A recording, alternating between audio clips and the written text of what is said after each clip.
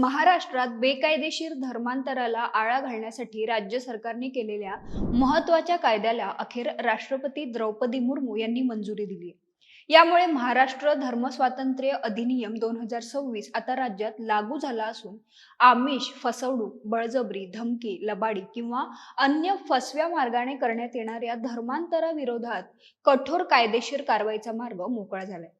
नागरिकांच्या धर्मस्वातंत्र्याचं संरक्षण तसंच सक्तीच्या आणि बेकायदेशीर धर्मांतराला आळा घालण्यासाठी हा कायदा महत्त्वाचा टप्पा ठरणार आहे.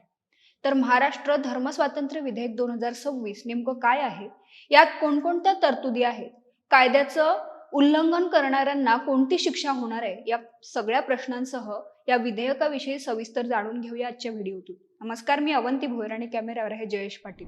मार्च महिन्यात पार पडलेल्या राज्याच्या अर्थसंकल्पीय अधिवेशनात महाराष्ट्र धर्मस्वातंत्र्य अधिनियम 2026 हे विधेयक विधानसभा आणि विधान परिषद अशा दोन्ही सभागृहात मंजूर करण्यात आलं होतं.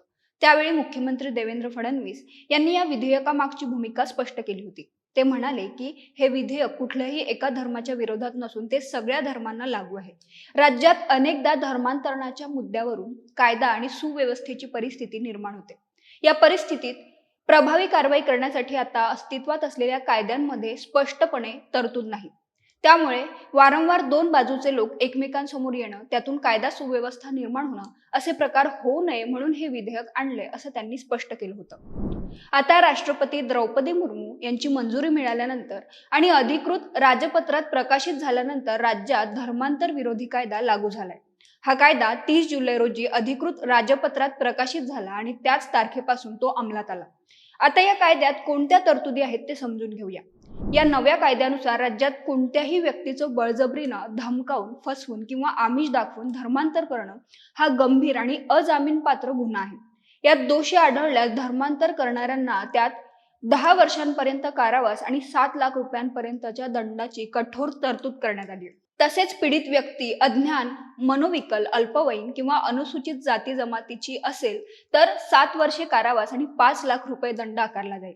शिवाय जर एखादी संस्था किंवा संघटनेने बेकायदेशीर धर्मांतरण घडवून आणल्यास त्या संस्थेची नोंदणी रद्द करून 7 वर्षे कारावास आणि 5 लाख रुपये दंड आकारण्यात येईल. धर्मांतरित व्यक्तीचे आई वडील किंवा तिचं ज्यांच्याशी रक्ताचं, वैवाहिक किंवा दत्तक नातं असेल अशी कोणतीही व्यक्ती बेकायदेशीर धर्मांतराविरुद्ध पोलिसांकडे प्रथम माहिती अहवाल दाखल करू शकेल. हे सर्व गुन्हे दखलपात्र आणि अजामीनपात्र असतील.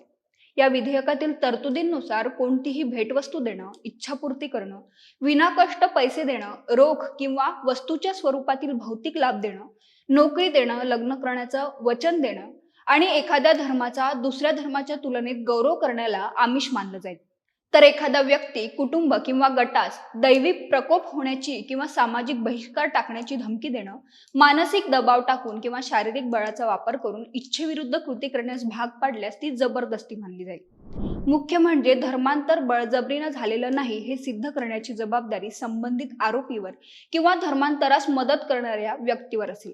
एवढंच नाही तर कोणत्याही व्यक्तीला स्वेच्छेनं धर्मांतर करायचं असल्यास त्यांना 60 दिवस आधी जिल्हा दंडाधिकाऱ्यांकडे नोटीस देणं बंधनकारक आहे. तसेच धर्मांतर पार पडल्यानंतर 21 दिवसांच्या आत घोषणापत्र सादर करणं अनिवार्य आहे. ही प्रक्रिया पाळली नाही तर ते धर्मांतर अवैध मानण्यात येईल. बेकायदेशीर धर्मांतरामुळे झालेल्या विवाहातून जन्मलेल्या बालकांना आई वडिलांच्या मालमत्तेत अधिकार मिळेल. तसेच अशा बालकाची कस्टडी ही त्याच्या आईकडे असेल. यापूर्वी ओडिसा, मध्य प्रदेश, उत्तर प्रदेश, गुजरात, अरुणाचल प्रदेश, हिमाचल प्रदेश, कर्नाटक, उत्तराखंड, तामिळनाडू या राज्यांनी धर्मांतर विरोधी कायदे केले आहेत आणि आता महाराष्ट्रातही हा कायदा लागू झालाय. तुम्हाला ही माहिती कशी वाटली आणि या विधेयकावर तुमचं मत काय आहे ते कमेंट करून आम्हाला नक्की कळवा आणि महा MTVच्या YouTube चॅनलला सबस्क्राईब करा. धन्यवाद.